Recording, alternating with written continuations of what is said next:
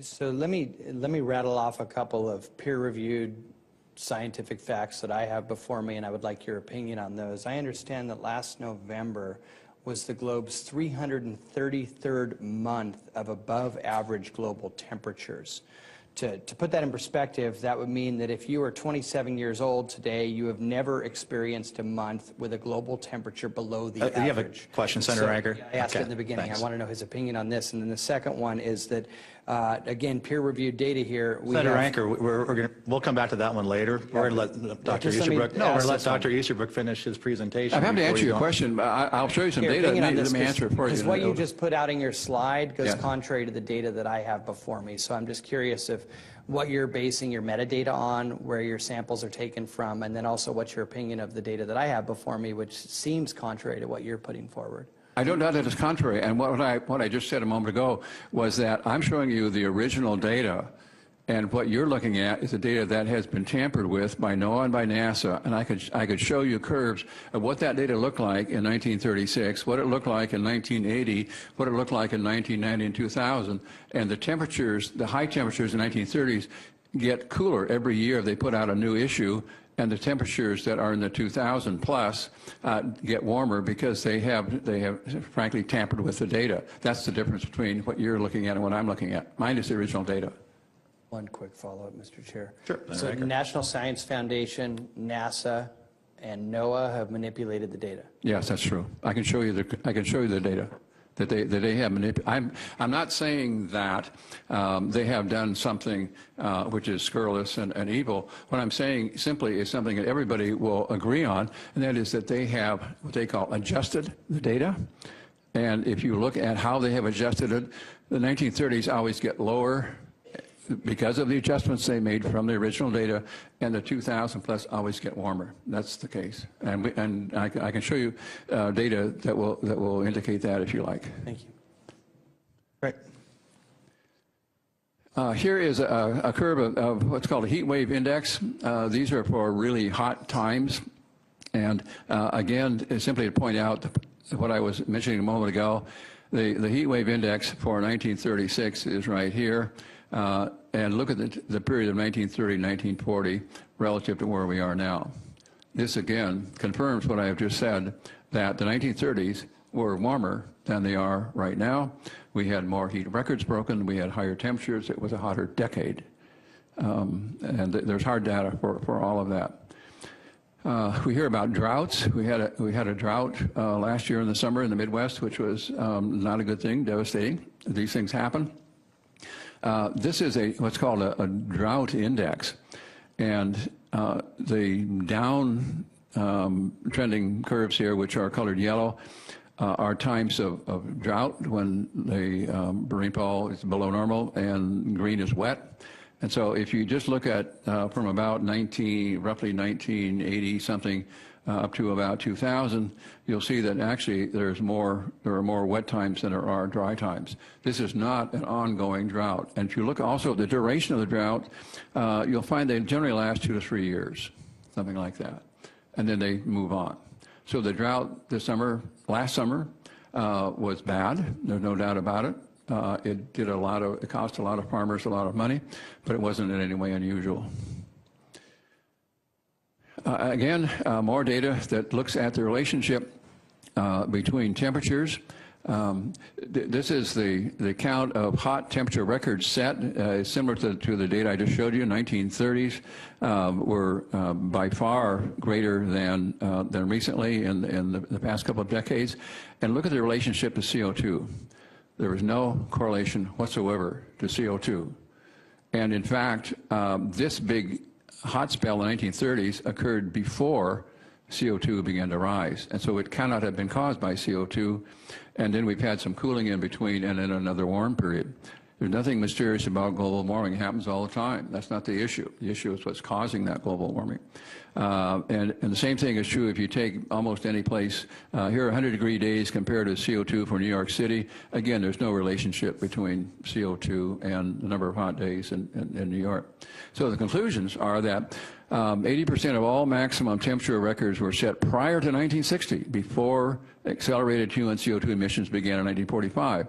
Thus, the present conditions, the present warming, or the recent warming, has nothing to do with CO2. Present drought conditions in the Midwest are part of the normal weather pattern. This is weather, not climate. Climate is generally taken to be a period of about 15 years or so. Weather is day to day, year to year, whatever. So if you're looking at an annual number, that's weather, it's not climate. And so what we're looking at when you see a severe storm or a period or an unusually cold or warm winter or summer, what you're looking at is really is weather and is not related to global climate. Weather extremes happen all the time, regardless of what the climate is doing. And the present drought conditions are not as severe as those in the 1930s, the warmest decade of the century before CO2 level. So what happened to global warming?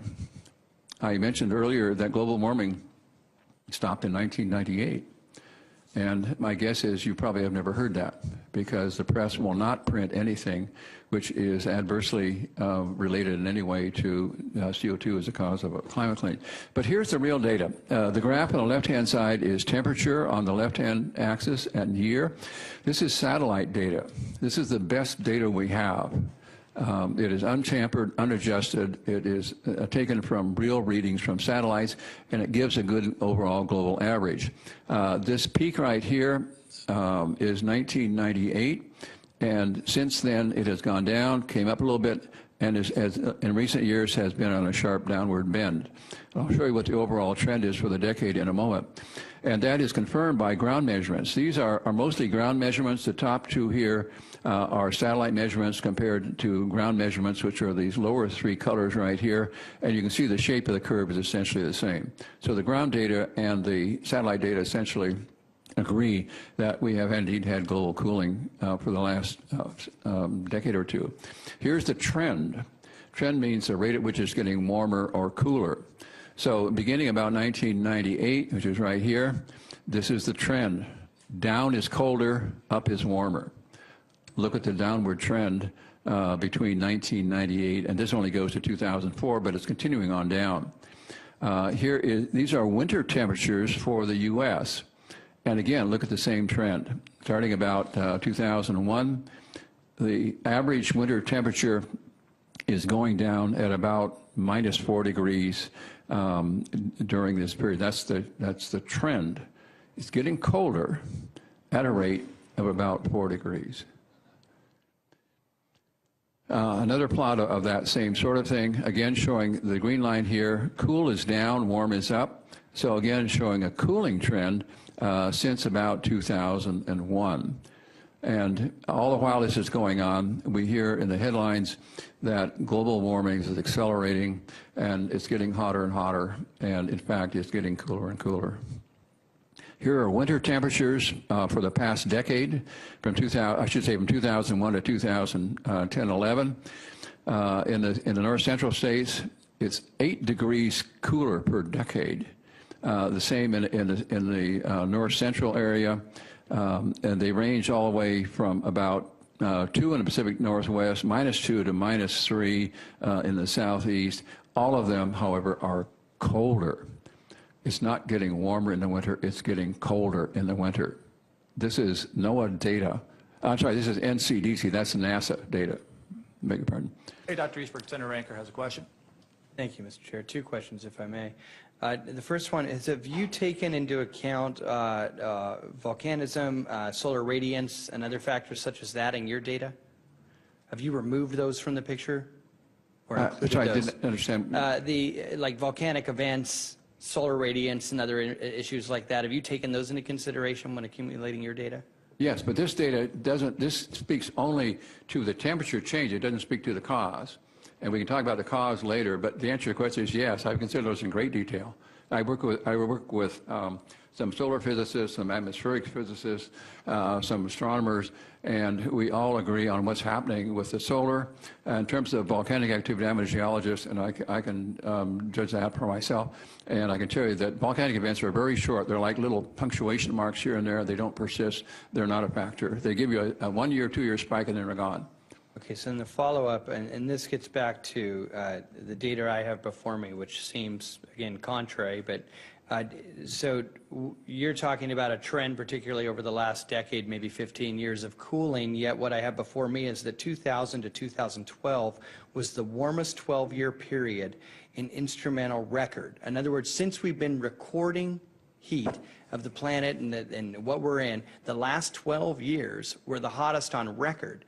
And that's peer-reviewed data that I have before me. And so my question to you is that because what I'm looking at has been manipulated by NASA and NOAA and the National Science Foundation, or what's the difference here? Because we obviously have conflicting information before us. Right. I don't know what your data is or where it came from, so I can't answer that specifically why it's different. What I can tell you is that the data that I'm showing you is original data, and as I've just shown you, the 1930s were a warmer decade than the past decade, if you use original data. That's what I'm telling you. Thank you. And if you have something that's different than that, my guess would be, although without knowing what your data is, I can't say for sure, is probably that this is manipulated data by NOAA, NASA, or the subunit of NASA that deals with climate.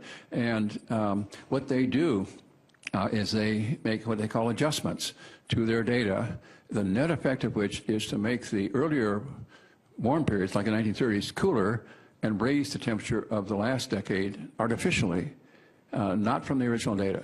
Mine is original data. Is this a conspiracy? I'm not into conspiracy, so I have no comment on that. I'm simply a data purveyor, so I'm going to present you with data, and you can draw your own conclusions.